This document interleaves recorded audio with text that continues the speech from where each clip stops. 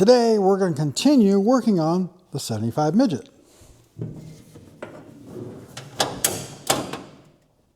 So we got our radiator. I went ahead and straightened the shroud out a little bit and went in and hit it with a quick coat of paint just to make it look a little bit better, and got the whole assembly back in the car here. And the owner had told me to go ahead and check out all the hoses, make sure everything looks good. Now here's the lower radiator hose that came off of it. So yeah, that is getting some pretty bad condition, probably an original one, so definitely time to replace that. So we ordered one up. Now this is a 1 year only cooling system, 75 only. And this is a 1 year only hose. So when we ordered it, Moss does stock these, and you're not going to find them at many other places. But it had to come out of the California warehouse, which made it take a little longer to get to us. You can't just use an elbow. It needs this little dip here as well, because they need that to clear the engine mount. If not, it'll rub on the engine mount, and of course that's not good when a hose is rubbing on a mount like that. The upper hose actually didn't look too bad at all. It had been replaced at least once in the car's lifetime, but since this hose is the same for all year rubber bumper midgets, it's surprisingly cheap, so it's good insurance to just go ahead and replace it while we're in there. We did get the heater box installed here and the heater control valve. Now these hoses here, the only hose listed in the catalog is this one hose here, which is kind of a U-shaped hose. And it's not actually listed really well in the catalog. It just says heater hose molded. The rest of this stuff, you kind of got to fend for yourself on. So we took some straight hose and just, with working it and twisting it and stuff and making enough slack in there so it doesn't kink, these should be just fine. And this also is specific to the 75. The later ones, they changed the routing here. There's also a hose that goes down here to the block, and then one that goes here to the thermostat housing, and that is a 90 degree. Now this is what was on there. Obviously you can see it had kinked shut, mostly shut. You really do need a molded hose for this. Straight line doesn't work very well. So I went to the went to the auto part store and looked around on their wall of hoses and found this. This is a Gates, a 28460. Now I did find they do have these on Amazon. I'll go ahead and put a link to this part number on Amazon for anybody who's looking for it. It's just a 1/2 inch 90 degree. So we can put that here and down here to avoid the kinking. So as part of the tuning process, I decided to go ahead and run a compression check on this thing to see what the health of the engine is. That'll help me determine how well I can actually tune the carb on it. This thing does have 75,000 miles showing on the clock. Now that would mean that either this thing's already likely ate a rod bearing, or it's one of the ones that have somehow made it that far without eating a rod bearing. Looking at the top of the engine, it doesn't look like it's been messed with. After getting under the bottom of it, we see that the oil pan has been painted, been off the car, so they probably have just dropped the pan, stuck bearings in it, and put it back together, which means it's a 75,000 mile engine. But the compression numbers actually don't look too bad. We're between 124 and 130, which is actually a nice tight grouping and not bad numbers. But when it came in, I noticed that it had a Fram oil filter on it. And I'm not particularly fond of Frams, I'll tell you in a minute why. But I went ahead and asked her who changed the oil in this thing and what oil is in it. Because obviously we want to protect the cam in this thing, especially if it's an older cam. And she said, I have no clue what's in it. The guy that worked on it before, who, if you remember from my last video on this car, doesn't know these cars very well and really didn't want to work on it anymore. he changed the oil, and there's nothing on the paperwork saying what he put in it. So we went ahead and decided to change the oil. She said, go ahead and change it just to make sure it's the right stuff. And obviously the oil that came out of it was way too thin. It probably was only a 5W30, which definitely wouldn't have had enough zinc in it to protect the cam. But now back to the Fram filters. This is their Fram Ultra Synthetic, which is their highest grade filter that they sell. But you'll notice this orange here in the holes there, that's the anti-drain back valve. That's supposed to keep oil in the oil filter. Now this oil sits, or this filter sits sideways.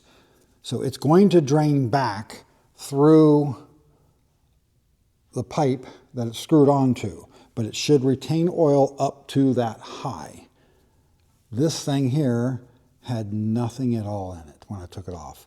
I mean, I have not drained this thing at all. There is not a drop coming out of this thing. So that means every time you start it, it's taking longer to get oil pressure because the anti-drain back seal wasn't working properly. Fram filters have never tested well in any oil filter test I've ever seen. Even store brand filters almost always test better because they're usually made by somebody like Purelator or Wix. I either use Purelator or Wix here in the shop. We got the clutch bled, got the cooling system filled up, and finally got decent enough weather here to actually go test drive the thing. And initially, I haven't adjusted anything on the carb yet, and it felt pretty decent. Still gonna have to tweak it a little bit because I think it's running a touch on the rich side. But we're gonna let this thing sit here and run and get up to a full heat cycle because there's no real good way to actually fill these things up other than fill it through the radiator hose before you connect it up here, which is going to leave a bit of an air pocket in there. So you go ahead and fill up the expansion chamber, get it to a heat cycle up to full operating temperature so the thermostat opens, and then as it cools down it'll suck out of the expansion chamber back into the radiator, and after a few heat cycles you should have your level set right, and of course have the heater valve open while you're doing that. And we got a little infrared thermometer here, so you can see obviously it's we're at 100 degrees right now, but then you want to check down here, we're only at 54.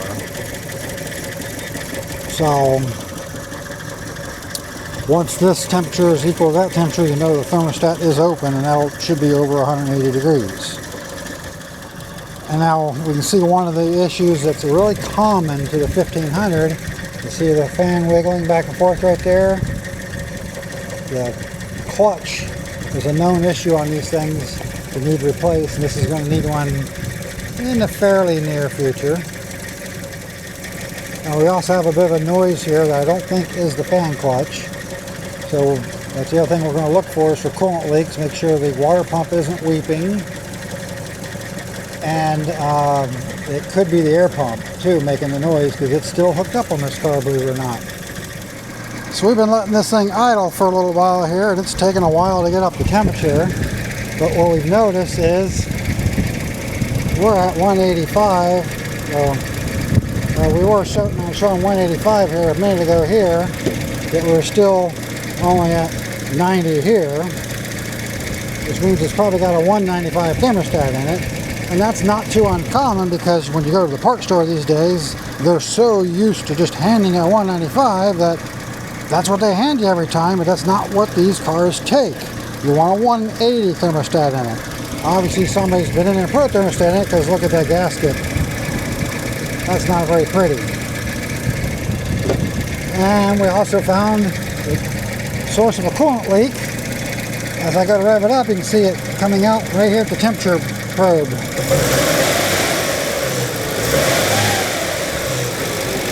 So I'm going to have to address that now too. So I drained the cooling system part way down so that I could work on fixing the leak right here through the temperature bulb. So I took all this apart, cleaned everything inside there, and put it all back together. And that should stop all that, and we'll know for sure when we get it running again. But while I had the coolant drained, I thought we'd go ahead and take the thermostat housing off and see what we had for a thermostat. So here's the thermostat housing, the thermostat and the gasket that came off of it. Now, I said the gasket didn't look too pretty. It's actually a universal gasket with multiple hole patterns. The idea is you match up the hole pattern that works for you, then you should trim off the excess, and whoever did it just didn't trim it off. Now, while we're looking at the gasket here, you can see sealer hanging off the edges here, and we see some in here. Now, everybody's going to have their own idea of what works the best. Anything from no sealer whatsoever to any number of different sealers on the market, with some who believe in sealers saying they got one sealer they use for everything, and others saying different sealers for different applications. And we'll probably have comments below of people saying what their idea is for this. And I encourage that. Comment below. Let us know what your favorite sealer is. But also, you know, don't be rude about it. Everybody has their own ideas, and just because someone else has a different idea than you doesn't automatically mean they are wrong. But what I will say about sealers is, regardless of what your feelings are or what sealer you decide to use, it is absolutely not a case of if a little works good, a lot works even better. If you see enough where it's squishing out like this on the outside, it's going to be squishing out on the inside as well. And you don't want that, because that stuff, like in a cooling system, can get into the radiator and plug up the radiator, or an oiling system can plug up your screen on your oil pump. So yeah, you only want enough to just put a nice light coat on there to where it doesn't squeeze out. It's enough so that it sticks the gasket in place and takes up any imperfections and inconsistencies within the surfaces that it's sealing. So now, talking about like sealing these things up, I just checked this thing on a glass plate. When I first put it on the glass plate, it was only touching here and here, which means it had a bow in it, which would make it hard to seal across here without some sort of sealer. So I hit it on a glass plate just enough to where it's touching mostly around. Still plenty of imperfections in there, but that's not a problem to deal with a light bit of sealer. Now onto the thermostat. I don't know where they got this thermostat at, but there are no markings whatsoever anywhere on this thermostat to say what the temperature is. It's usually stamped right here what the temperature is. Now I've got some examples here of what they should look like. This one is an older Gates thermostat. So this would, now we're here in the US, so everything we do is in Fahrenheit here. So older ones, this is old stock, will just have only Fahrenheit in here. So this is a 195 thermostat, 195 degree. The other numbers are all internal numbers that you don't need to worry about. You just need to know that the 195 there. This is a newer one from Stat. Now you can barely see the 1, but it says 180 and then 82. So it's 82 degrees Celsius. And then we have another one here that's from Motorrad, which is easier to see. It says 82C 185F. Very easy to understand that one. So every company is going to have their own way of doing that, but they're almost always going to be here on what they call the pill. Now this pill here is a waxed-filled chamber, and there's a pin sticking out here. So and these are very specifically filled with a specific amount of wax, so they know exactly what temperature that starts expanding and starts pushing that pin out. As it pushes the pin out, then it pushes the thermostat open, which is actually exactly the same thing that's used on the fully automatic starting device on a TR7, by the way. Now, like I said earlier, we should have a 180-degree Fahrenheit thermostat in this car. Most of these classic cars will call for a 180-degree thermostat. Not necessarily all of them, but most of them will. Where newer cars will generally take a 195. And there is also 160 available as well. But one thing to remember is the temperature denoted on the thermostat is not the temperature that your car will run at. That is just the temperature that the thermostat opens at. The final temperature that your engine will actually run at depends on many other factors than just a thermostat. Not limited to, but including things like just your fuel mixture, your timing, ignition timing, and the efficiency of the rest of your cooling system, like the water pump and the radiator, and also the matching of how fast the coolant's running through the system. So if you speed up the coolant with a different pulley or a much better design impeller, it could be running too fast through the radiator, so the radiator doesn't pull enough heat out of the coolant so that it won't stay cool.